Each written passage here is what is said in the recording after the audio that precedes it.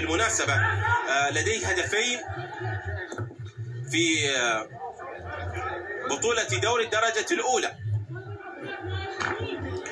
نعم، محمد تقي سجل هدف في مرمى هدفين في مرمى نادي مرباط في الدقيقة 36 وفي الدقيقة رقم 66.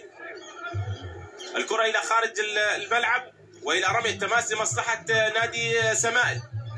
الكرة عند مهتدي الرواحي الذي أيضا بالمناسبة لديه هدف في مرمى نادي مرباط في الدقيقة رقم 61، والقادم من نادي عمان والذي أيضا لعب لنادي بهلة، وأيضا بدايته كانت مع نادي سمائل، وبالتالي هو يعود إلى بيته الأول إلى نادي سمائل مرة أخرى. تصل هذه الكرة إلى منتصف الميدان، ما زالت المحاولة مستمرة لكن بالخطأ، تعود عند فينيسيوس في محاولة، الكرة ما زالت مستمرة، البرازيل التسديد لكن على دفعتين من عمر البلوشي الذي يمسكه.